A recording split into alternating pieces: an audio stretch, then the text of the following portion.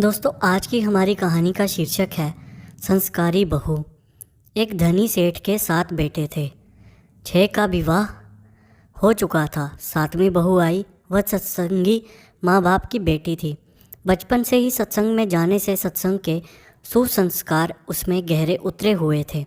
छोटी बहू ने देखा कि घर का सारा काम तो नौकर चाकर करते हैं, जेठानियाँ केवल खाना बनाती हैं, उसमें भी खटपट होती रहती है। बहू को सुसंस्कार मिले थे कि अपना काम स्वयं करना चाहिए और प्रेम से मिलजुल कर रहना चाहिए। अपना काम स्वयं करने से स्वास्थ्य बढ़िया रहता है। उसने एक युक्ति खोज निकाली और सुबह जल्दी स्नान करके शुद्ध वस्त्र पहनकर पहले ही रसोई में जा बैठी। जेठानियों ने टोका, लेकिन फिर भी उसने बड़े प्रेम से रसोई बनाई और सबको बड़े प्रेम से भोजन कराया। सभी बड़े तृप्त व प्रसन्न हुए। दिन में सास छोटी बहू के पास जाकर बोली, बहू, तू सबसे छोटी है, तू रसोई क्यों बनाती है? तेरी 6 जेठानियाँ हैं। बहू बोली, माँ जी, कोई भूखा अतिथि घर आ जाए तो उसको आप भोजन क्यों कराते हो? सास ने कहा, शास्त्रों में लिखा है बहू कि अतिथि भगवान का स्वरूप होता है। भोजन पाकर वह तृप्त होता है तो भोजन कराने वाले को बड़ा पुण्य मिलता है। बहू ने कहा, माँ जी, अतिथि को भोजन कराने से पुण्य होता है, तो क्या घर वालों को भोजन कराने से पाप होता है? अतिथि में भगवान का स्वरूप है, तो घर के सभी लोग भी तो भगवान का स्वरूप है, क्योंकि भगवान का निवास तो जीव मात्र में है। और माँ जी, अन्न आपका, बर्तन आपके, सब चीज़ें आपकी तो हैं।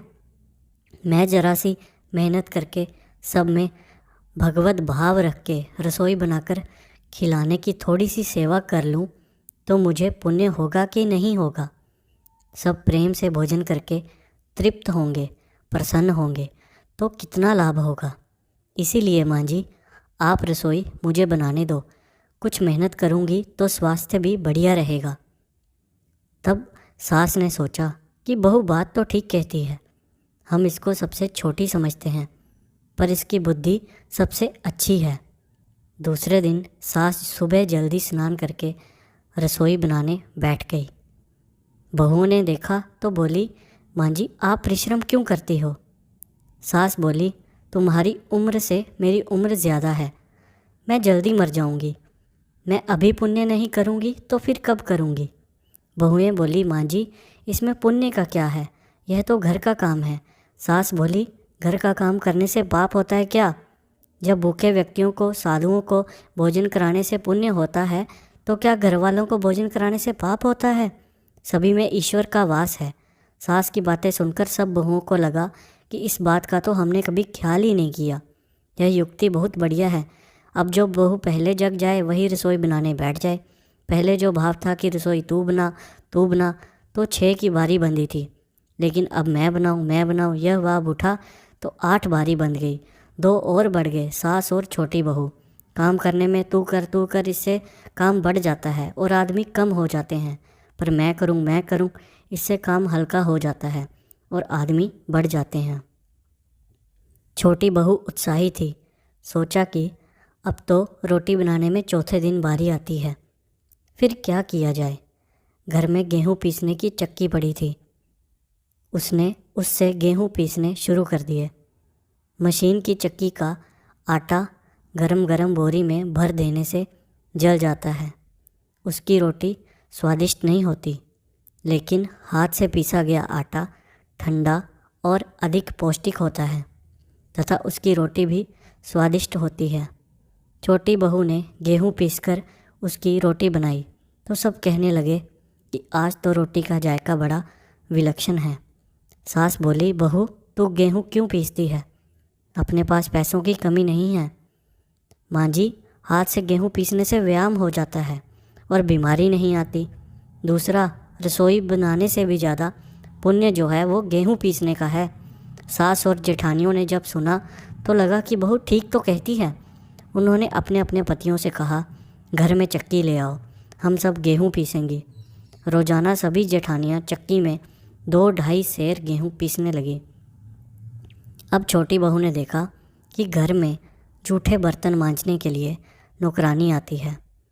उसको लगा कि अपने जूठे बर्तन तो हमें स्वयं साफ़ करने चाहिए, क्योंकि सब में ईश्वर है, तो कोई दूसरा हमारा जूठा क्यों साफ़ करे। अगले दिन उसने सब बर्तन मांज दिए। सास बोली, बहू विचार तो कर, बर्तन मांजने से तेरा गहना घिस जाएगा और तेरे कपड़े खराब हो जाएंगे। माँ जी, काम जितना छोटा हो उतना ही उसका महात्म्य ज़्यादा होता है। पांडवों के यज्ञ में भगवान श्री कृष्ण ने जूठी पत्तलें उठाने का काम किया था।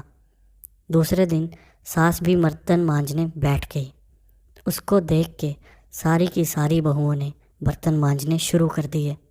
घर में झाड़ू लगाने नौकर आता था। अब छोटी बहू ने सुबह जल्दी उठकर झाड़ू भी लगा दी। तब फिर उसकी सास ने पूछा कि बहू, झाड़ू तूने क्यों लगाई है? उसने कहा, माँ जी आप मत पूछिए, आपको बोलती हूँ तो मेरे हाथ से काम चला जाता है। झाड़ू लगाने का काम तो नौकर का है, तू क्यों लगाती है?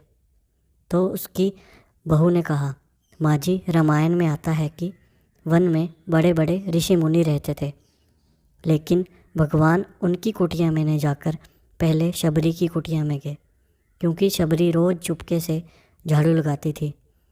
परंपरा सर का रास्ता साफ करती थी कि कहीं आते जाते ऋषि मुनियों के पैरों में कंकड़ ना चुभ जाएं।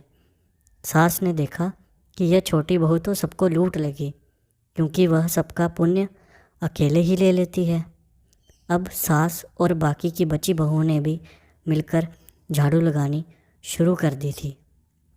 उन्होंने नौकर का काम कम कर दिया था। जिस घर में आपस में प्रेम होता है वहाँ लक्ष्मी बढ़ती है, और जहाँ कलह होता है वहाँ निर्धनता आती है। सेठ का तो धन दिनों दिन बढ़ने लगा। उसने घर की सब स्त्रियों के लिए कपड़े और गहने बनवा दिए। अब छोटी बहू ससुर से मिले गहने लेकर बड़ी जेठानी के पास गई और बोली, आपके बच्चे हैं, उनका विवाह करोगी तो गहने बनाने पड़ेंगे। मेरे तो अभी कोई बच्चा नहीं है, इसलिए इन गहनों को आप रख लीजिए। गहने जेठानी को देखकर बहू ने कुछ पैसे और कपड़े नौकरों में बांट दिए।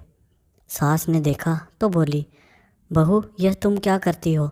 तेरे ससुर ने सबको गहने बनवा कर दिए हैं और तूने वे जेठानी को दे दिए और पैसे कपड़े नौकरों में बांट दिए। तो बहू बोली, माँ जी मैं अकेले इतना संग्रह कैसे करूँगी? अपनी वस्तु किसी ज़रूरतमंद के काम आए तो आत्मिक संतोष मिलता है, और दान करने का तो अमिट पुण्य होता है। सास को बहू की बात लग गई। वह सेठ के पास जाकर बोली, मैं नौकरों में धोती साड़ी बांटूंगी और आसपास में जो गरीब परिवार रहते हैं उनके बच्चों को फीस मैं स्वयं भरूंगी। अपने पास कितना धन है, किसी के काम आए तो अच्छा है, ना जाने कब मौत आ जाए और सब यहीं पड़ा रह जाए। जितना अपने हाथ से पुण्य कर्म हो जाए अच्छा है। सेठ बहुत प्रसन्न हुआ कि पहले नौकरों को कुछ देते हैं तो लड़ पड़ती थी, पर अब कहती है मैं खुद दूंगी। सास दूसरों को वस्तुएं देने लगी तो यह देखकर दूसरी बहुएं भी देने लगी। नौकर भी खुश होकर मन लगा के काम करने लगे और आस पड़ोस में खुशहाली छा गई। दोस्तों, आपको यह कहानी कैसी लगी कमेंट करके ज़रूर बताएं। वीडियो को लाइक करें, साथ ही साथ ऐसी नई नई कहानियाँ सुनने के लिए चैनल को सब्सक्राइब करें। धन्यवाद।